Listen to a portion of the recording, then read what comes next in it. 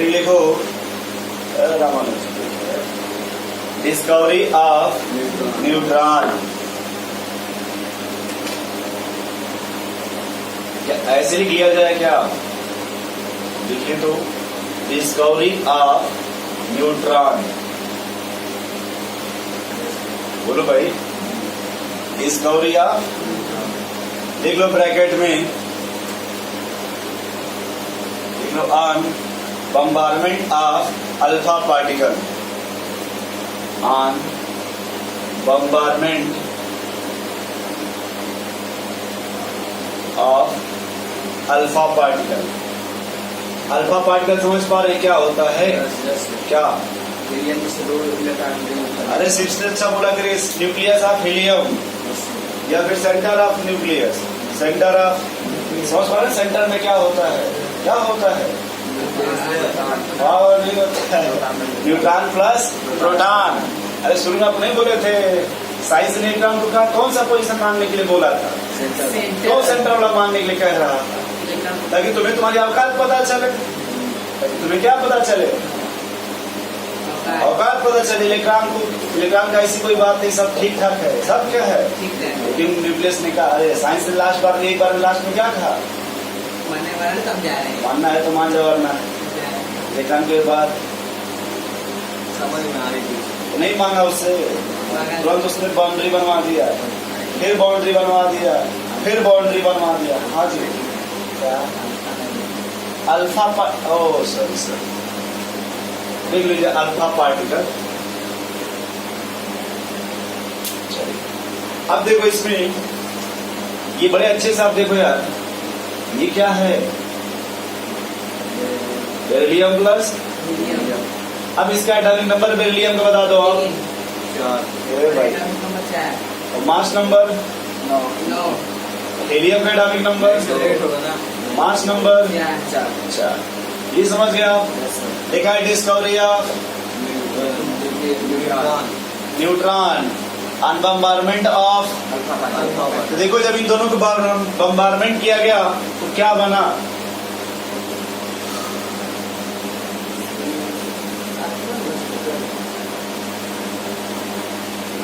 ये फिर से आप देखो, ये मास नंबर कितने हैं?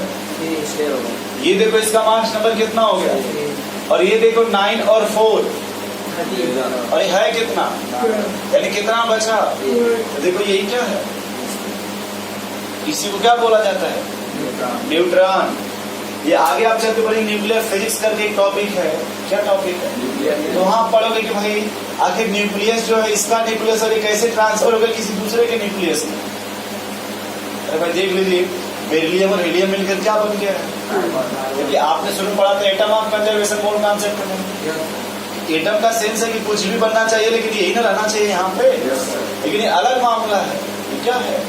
ये बस इतना आप समझो कि ये देखो, ये इसको एटम वो बोलते हैं, न्यूक्लियर ट्रांसफर बोलते हैं, न्यूक्लियर ट्रांसफर, वो छोड़ दो। ये कितना है? ये कितना है? तो जो नया स्पीशीज बना उसका भी मास एटॉमिक नंबर कितना है? 6। लेकिन मास नंबर जो कितने का डिफरेंस है? तो देखो यहाँ पे क्या लिखा गया है? 0। अरे 6 बराबर हो गया, लेकिन ऊपर कितना बचा है? इसी को आप क्या बोलते हैं? न्यूट्रॉन। एक और एग्जाम्पल लिख लीजिए, बोरान और हीलियम का नाम सुने हो आप? बोरान का atomic number, mass number, helium का 4। इनको मिला करके नाइट्रोजन बना लो। क्या बना लो? N7H14 होता है। बोलो भाई, बोलो हमसे, सोच रहे अभी आप भी। तो अब देखो क्या बच रहा है? 0 और 1। इसी को आप क्या बोलते हो? इसी को आप क्या बोलते हो? न्यूट्रॉन। देख लीजिए फिर से, नोट कर लीजिए उसको। क्या है? बम्बारमेंट ऑफ अल्फा पार्टिकल को बम्बारमेंट कराते हैं। हाँ हाँ ठीक है, इसको लैब में करा होगा ना? हाँ, क्या घर पे करेंगे, किचन में नहीं होता है।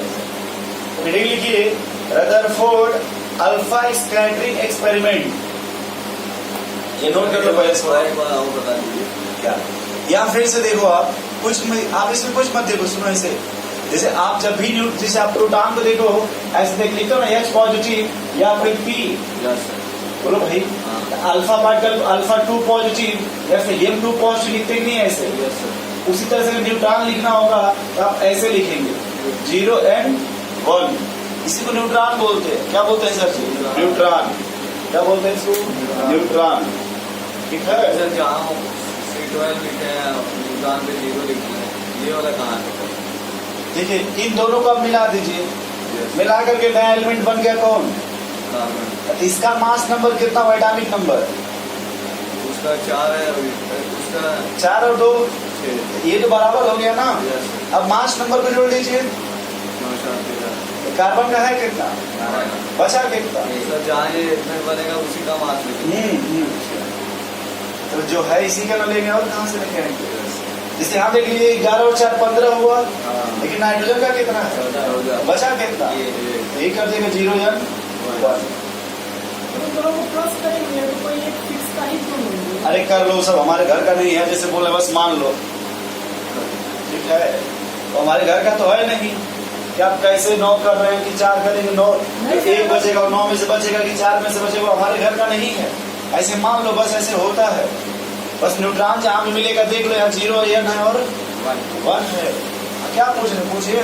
जैसे यहाँ पे जो M7 और 14 लिए हैं, हाँ तो उसकी जगह पे कार्बन को लिख सकते थे 6 12 तो लिख सकते थे, बट जो लिखे वो नहीं समझ सकते हो। तुम जो कहोगे उतना छेड़ सकते हैं आप उसको, मतलब छेड़ के बढ़ा सकते हो, कितना छोटा नहीं समझ सकते हैं। हमने यही कहा है आपसे कि हीलियम बेरिलियम और हीलियम का जब बॉम्बार्डमेंट होगा इससे क्या बना? और ये दोनों का मास नंबर एटॉमिक नंबर कितना हो गया? ये देखो मामला हो गया ना बराबर। मास नंबर आपका कितना हो रहा है? 13। और यहाँ है कितना? आखिर कितने का मामला बच रहा है? इसलिए आप ऐसे नहीं लेते जो बच रहा है। यही जो बचता है इसी को क्या बोलते हैं? अरे कभी गेहूं पिसाने जाते हो, क्या मिलता है? आटा क्या मिलता है? लेकिन मान लो कि कुछ आटा ऐसे भी होते हैं जो बोरा में से उड़ जाते हैं। अगर आप 2-3 वर्ष उठा के पड़े तो क्या हो जाते हैं? ऐसे ही मान लो कि जब इन दोनों को मिलाओगे तो बनकर जो उड़ते हैं उसी को क्या बोलते हैं? न्यूट्रॉन। नोट कर लीजिए इसको। छेड़ के पढ़ने में मजा आता है। छेड़ के पढ़ने में बहुत मजा आता है।